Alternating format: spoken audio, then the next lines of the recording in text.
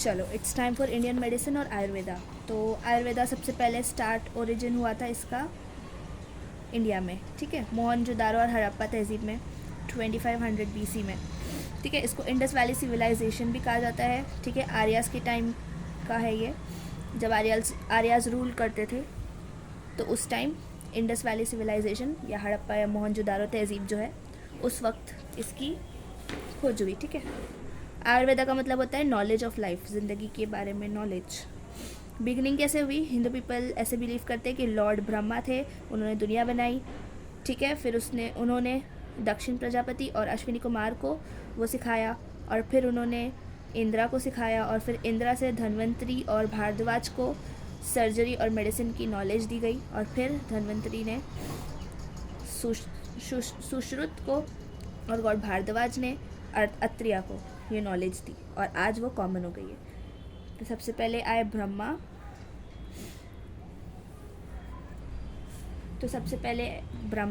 ब्रह्मा से दक्षिण प्रजापति से अश्विनी कुमार ने फिर इंद्र को दिया, और इंद्र से सर्जरी की गई नॉलेज टू देवता धन्वंतरी, और मेडिसिन जो हमारा फिजिशियन के तौर पे थे देवता भारद्वाज, और फिर उनसे सर्जरी गई सुश्रुत, और फिर अत्रि।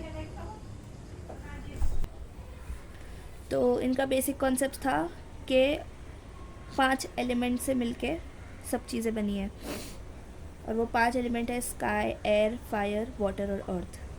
ये सारी मेंटेनेंस का काम करती है, ठीक है। अगर एक भी मैटर डिस्टर्ब हो जाए तो अब नॉर्मल हो जाएगा, होम्योस्टैसिस डिस्टर्ब हो जाएगी, ठीक है। तो इनका ये जो 5 तत्व, ये 5 तत्व से मिलके सब चीज़ें बनी है, ठीक है। मेडिसिन बॉडी को एनाटॉमी और फिजियोलॉजी में डिवाइड किया, 7 पार्ट में डिवाइड किया गया था। Chyme, blood, bone, flesh, fat, bone, marrow और सीमेन, ठीक है। इसको 7 धातों से मिलके शरीर बना है। 7 धातु का कॉन्सेप्ट था इनका, ठीक है। वो क्या है? एक तो ब्लड है, रक्त जिसे बोलेंगे, काइम यानी रास, हार्ट यानी बोन, मांस यानी फ्लैश, मंजा बोन मैरो, ऊर्धात सीमेन। ये 7 धातों से मिलके शरीर बना है, ये इनका नज़रिया था। और ये 5 तत्व का नज़रिया था, 5 तत्व 7 धात, ठीक है, ओके। फिर मेथड ऑफ डायग्नोसिस कैसे करते थे ये डायग्नोसिस? तो उसका अष्ट मतलब 8 और स्थान, 8 पॉइंट से 8 चीज़ों को देखते थे 8 तरीके से, और ये डायग्नोसिस करते थे। पहला सस्पेक्शन, देख के, रूप। दूसरा टच से, पाल्पिटेशन। थर्ड इज पल्स, नाड़ी जिसको बोल रहे हैं। पहला रूप, स्पर्श यानी लुक, देख कर, फिर टच करके यानी स्पर्श, फिर नाड़ी यानी नब्स चेक करके, एग्जामिनेशन ऑफ आई, आँख, नेत्र देख के, फिर है टंग, जीभ देख के, मूत्र यानी यूरिन को देख के, स्टूल को देख के, और यूरिशा जिसको बोलते हैं स्टूल, और शब्द मतलब आपके वर्ड्स, ठीक है। तो 7 धात, 5 तत्व और 8 अष्ट स्थान। इनके कॉन्सेप्ट्स में आता है त्रिधात का कॉन्सेप्ट। पहले तो त्रिदोष या त्रिधात यानी जिसमें वात, पित्त और कफ, ठीक है। तो ये जो है वो 5 तत्व से मिलके बनता है। 5 इनका जो तत्व है, स्काई, एयर, वाटर, अर्थ, है ना, और फायर, ये सब का कॉम्बिनेशन बनाता है 3 त्रिधात या त्रिदोष बोलते हैं, वात, पित्त और कफ, ठीक है। और बॉडी और सोल हमारी इसी से बनी है, बॉडी और सोल 5 तत्वों से बनी है, जो कि त्रिदोष या त्रिधात बनाते हैं।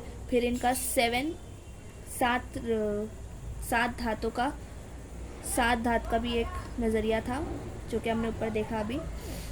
फिर इन्होंने तशखीस के लिए, डायग्नोसिस के लिए क्या किया था? अष्ट स्थान का तरीका बताया था। तो काफ़ी एडवांस थे। इनकी ट्रीटमेंट का तरीका था एक पंचकर्मा, जिसको रेजिमिनल थेरेपी कहते हैं, फिर औषधि चिकित्सा यानी मेडिसिन के थ्रू फार्माकोथेरेपी, और सर्जरी शल्य चिकित्सा। अब पंचकर्मा में क्या है, काफ़ी फेमस ट्रीटमेंट है जिसमें वॉमिटिंग, डायरिया, एनिमा, नूतुल और स्टीम का इस्तेमाल यूज़ करते हैं। ठीक है, अब वॉमिटिंग जिसको वमन बोल रहे हैं, कै जिसे भी कहेंगे उर्दू में, इसहाल, ठीक है, डायरिया, पर्जिंग, और एनिमा, हुक्ना जिसे कहते हैं, हुक्ना, वॉमिटिंग, कै, इसहाल, ठीक है, नुतुल, नुतुल या नासिया जिसे कहते हैं फोरहेड ऑयलिंग, और स्टीम, ब्लड रिडेम्पशन, एक रक्त मोचन भी था, रक्त मोचन में था ब्लड रिडेम्पशन कहते हैं इसको। तो ये रेजिमिनल थेरेपीज़ में इसका इस्तेमाल यूज़ किया जाता है, काफ़ी फेमस है ये। वापस एक बार बोलते हैं, वॉमिटिंग, वमन, वर्चन यानी इसहाल, पर्जिंग, ठीक है, हुक्ना यानी एनिमा, बस्ती जिसको बोल रहे हैं, नासिया या नतूल जिसमें फॉरहेड ऑयलिंग होगा, और ब्लड रिडेम्पशन यानी रक्त मोचन या मोक्ष। तो हिमालय दम जिसे कहते हैं उर्दू में, यहाँ पे हिमालय दम आएगा, दम। ये सारे मेथड्स यूज़ करते थे रेजिमिनल थेरेपी में, यूज़ करते हैं, अभी भी यूज़ करते हैं। फार्माकोथेरेपी यानी वाया ड्रग्स, या हमारे जो मेडिसिन है उसके ज़रिए। तो इसमें मिल्क, यूरिन, गाय का दूध, ये सारी चीज़ें इस्तेमाल होती है। औषधि चिकित्सा, पिल्स के ज़रिए, ठीक है, जराहत यानी सर्जरी, इसके ज़रिए। तो 3 तरीका था, पहला बताया हमने रेजिमिनल थेरेपी, ठीक है, पंचतंत्र, फिर औषधि चिकित्सा और शल्य चिकित्सा, ठीक है, 3 हो गया। अब इनकी बुक्स है, इम्पॉर्टेंट सोर्सेज कहाँ से मिलती है हिंदी टिप की मालूमात हमें, तो एक ऋग्वेद है, यजुर्वेद, सामवेद, अथर्ववेद, 4 वेद है हमारे पास। तो 1500 से 1700 के बीच लिखा गया है ये। चरक संहिता, ये सारी बुक्स, 2 बुक्स और, चरक संहिता और सुश्रुत संहिता, ठीक है। चरक संहिता जो है वो हिंदी टिप का इम्पोर्टेंट सोर्स है, काफ़ी फेमस किताब है, महर्षि चरक ने लिखा है डिटेल में, उसमें बहुत सारे हिंदी टिप के एस्पेक्ट्स दिए हुए हैं, ट्रीटमेंट और मेडिसिन दिया हुआ है। इसको एनसाइक्लोपीडिया कहते हैं हिंदी टिप का। महर्षि सुश्रुत ने 4th सेंचुरी में लिखा है सुश्रुत संहिता, ये भी हिंदी टिप का बहुत इंपॉर्टेंट ओरिजिन सोर्स है, ठीक है। सर्जरी के लिए काफ़ी इंपॉर्टेंट है, एक तो सर्जरी के लिए हमारी सुश्रुत संहिता और चरक संहिता फॉर द मेडिसिन, ठीक है। हिंदी टिप के मशहूर अतिब्बा, ये फेमस अतिब्बा है बहुत फेमस फिजिशियंस है हमारे इंडियन हिस्ट्री के, इंडियन मेडिसिन, ठीक है। ब्रह्मा पीरियड के हैं ये, 1000 से 8000 AD के। तो चरक आएंगे इसमें, सुश्रुत आएंगे, वाघभट आएंगे और नागार्जुन आएंगे। अब इनको इंडिविजुअली भी पढ़ना पड़ेगा, यही सब लिखना है कि चरक जो है वो बहुत पुरानी फिजिशियन थे, 1st सेंचुरी के थे ये, जिन्होंने चरक संहिता लिखी है, जिसका मतलब कलेक्शन ऑफ चरक, संहिता का मतलब वही हो गया कलेक्शन। तो इम्पोर्टेंट सोर्स है हिंदी टिप की, बहुत पुरानी है, कलेक्टिव बुक है हिंदी टिप की। चरक संहिता 8 पार्ट्स पर बेस्ड है, एक सूत्र स्थान, निधन स्थान, विमना, शरीरा, इंद्रिय, चिकित्सा, कल्पा और सिद्धि स्थान, ये 8 पार्ट्स में डिवाइडेड है। हर एक में डिस्क्रिप्शन दिया गया टिप के बारे में और डिटेल्स दी हुई है ट्रीटमेंट के बारे में। सेकेंड, सुश्रुत जो है वो सर्जन थे, वो फिजिशियन थे आयुर्वेदिक मेडिसिन के, 5th सेंचुरी के थे, वो 1st सेंचुरी के थे। अपनी अचीवमेंट्स की वजह से ये काफ़ी जाने जाते हैं। इनकी बुक्स थी Sushruta Samhita, again the collection is not, medicine नहीं दी उन्होंने, डिटेल में बताया सर्जरी के बारे में, इसमें फादर है सर्जरी के, हिंदी मेडिसिन के, ठीक है। फिजिशियन को एटलीस्ट थोड़ी सी नॉलेज होनी चाहिए सर्जरी के बारे में और कंप्लीट नॉलेज होनी चाहिए मेडिसिन के बारे में, ऐसा इनका मानना था। डॉक्टर अगर सर्जरी और मेडिसिन दोनों जानता है तो वो बहुत अच्छे से इलाज कर सकता है, ठीक है। उनकी बुक जो है उसमें बेसिक कॉन्सेप्ट्स ऑफ फार्माकोलॉजी दिए गए हैं, ठीक है। ये बुक कितने पार्ट्स में डिवाइडेड है? 5 पार्ट्स। चरक की बुक कितने पार्ट्स में डिवाइड थी? 8 पार्ट्स में। इनकी 5 पार्ट्स में, निधन, शरीरा, चिकित्सा और कल्पस्थान। सुश्रुत संहिता में एक्सप्लेनेशन दिया गया है लाइगेचर और सूचर के बारे में, skin grafting, cystic calculus, hernia, cataract, lenses amputation, C section और मारमास। मारमास का इनका एक नज़रिया था। डिटेल्स दी गई है सर्जिकल इंस्ट्रूमेंट के बारे में, जैसे फोर्सेप्स हो गया, सिजर हो गया, और इनके जो इंस्ट्रूमेंट है वो एनिमल और बर्ड की शेप के थे।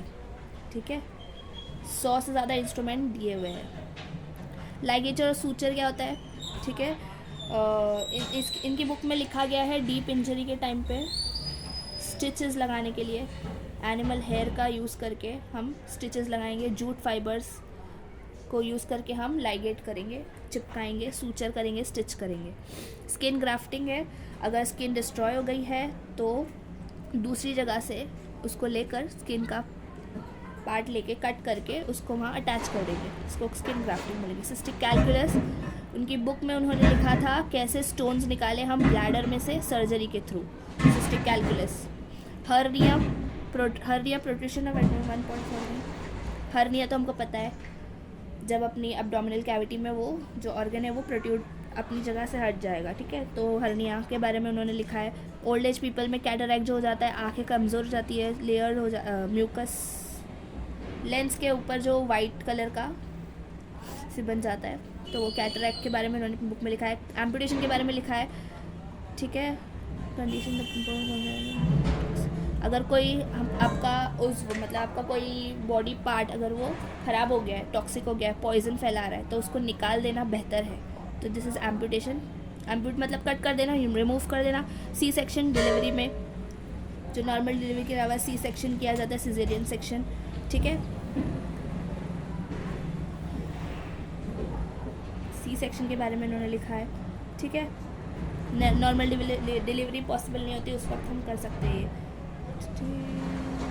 यूट्रस से बेबी को निकाल के वापस से उसको स्टिच कर देंगे। तो सर्जरी से रिलेटेड काफ़ी इन्होंने अपनी बुक में मालूमात दी थी, ये सर्जन थे। मारमास जो है ऐसे पॉइंट्स होते हैं कॉन्शियस बॉडी के, जैसे चाइनीज़ में एक्यूपंक्चर होता है ना, वैसे ये पॉइंट्स होते हैं मारमास।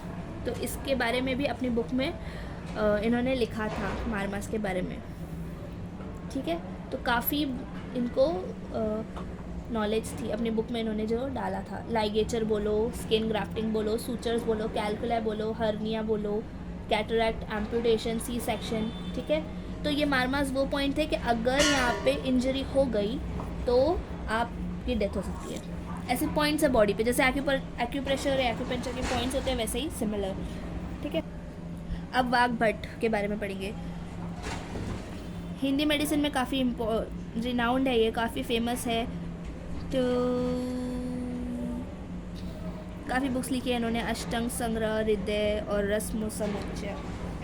हिस्टोरियंस का पॉइंट ऑफ व्यू है कि 1 थे, 1 फिर 2 थे, इन्होंने बुक्स लिखी थी, फिर इन्होंने सेकेंड वाली बुक लिखी है। मतलब 1 ने ये लिखी है अष्टांग, अच्छा 1 ने लिखी है रसरत्न समुच्चय, और 2 ने लिखी है बाकी 2, संग्रह और हृदय। जो 2 थे वो ग्रैंड दादा थे, मतलब 1 और 2 का रिलेशन दादा पोते वाला था। 2 4th सेंचुरी के थे। रिलीजन का कंफर्मेशन नहीं है उनका, वैदिक, जैन या बुद्धिस्ट होंगे, अलग अलग नज़रिया है। Some of the people told he is Vedic, Jain या बुद्धिस्ट। ठीक है, सिंध में पैदा हुए थे, ऐसा सोच हिस्टोरियंस इनकी बुक से बताते हैं कि सिंध में रहते थे वो। Got knowledge from his father, अपने दादा से उनको मिली थी नॉलेज, और केरला गए थे वो प्रैक्टिस के लिए। अष्टांग संग्रह मतलब 8, संग्रह मीन्स कलेक्शन, तो फिजिशियन ने डिवाइड कर दी थी 8 को। वाघभट्ट अष्टांग संग्रह 8 पार्ट्स में डिवाइडेड थी इनकी बुक, अष्टांग संग्रह, इसका मतलब ही वही होता है 8 पार्ट्स। अष्टांग हृदय मतलब हार्ट होता है ना। तो this book is written in बहुत सिंपल और आसान लैंग्वेज में लिखी हुई है, easy to understand to common people, Sanskrit language में। वाघभट्ट थर्ड जो थे, तीसरे 13th सेंचुरी के थे ये। फेमस बुक लिखी थी रसरत्न समुच्चय। ड्रग्स और मिनरल्स के बारे में उन्होंने नॉलेज दी थी। 2 पार्ट्स में डिवाइड थी, to clean and how to manufacture a drug और how to use a drug. पहले मैन्युफैक्चर कैसे करेंगे, सेकेंड उसका यूज़ और relief to the patient, how to remove toxicity from the drug, उसमें से टॉक्सिसिटी निकालेंगे और अप्लाई सम सैंड और क्लॉथ कवर इट। तो मतलब इन्होंने अपनी बुक में ड्रग्स और मिनरल से रिलेटेड काफ़ी चीज़ें लिखी थी कि इसको साफ़ कैसे करेंगे, बनाएंगे कैसे, इसको यूज़ कैसे करेंगे, इसको रिलीफ कैसे मिलेगा, टॉक्सिसिटी कैसे निकालेंगे ड्रग में से, मतलब उसको काबिल इस्तेमाल कैसे बनाएंगे, और उसको कवर कैसे करेंगे, कैसे उसको give constant heat and form a shape कैसे देंगे। मतलब मैन्युफैक्चर से लेके सब डिस्पेंसिंग तक जब हम पढ़ते हैं काफ़ी चीज़ें इसमें उन्होंने लिखी थी। नागार्जुन के बारे में देखते हैं कि 1 2 3 3 है ये, इनके अलग अलग नाम है, भिक्षु नागार्जुन, सिद्धा और भूतंता नागार्जुन। भिक्षु बॉर्न हुए थे अर्जुना ट्री के पास, उनको केमिस्ट्री के बारे में बहुत पता था, मेटल्स के बारे में। इन्होंने एक चैप्टर लिखा है तंत्र पे उनकी बुक में, सूत्र संहिता में। जो सेकंड थे वो जैन मज़हब से ताल्लुक़ था, तिब्बत में पैदा हुए, श्रीशिला गए, श्रीशिला और माउंटेन्स में जाके मेडिटेशन कर रहे थे और सिद्धि ली, और इसे उनको सिद्धा अर्जुन कहते हैं। भदिंता नागार्जुन जो है उनका मतलब है शाइनिंग टीथ, तो वो बैनियन ट्री के लीव्स खाते थे तो उनके दांत इस वजह से शाइन करते थे। उनका लाइफ पीरियड 7th सेंचुरी का है। उन्होंने बुक लिखी थी रास विशेषिका सूत्र। तो यहाँ पे हमारा इंडियन मेडिसिन ख़त्म।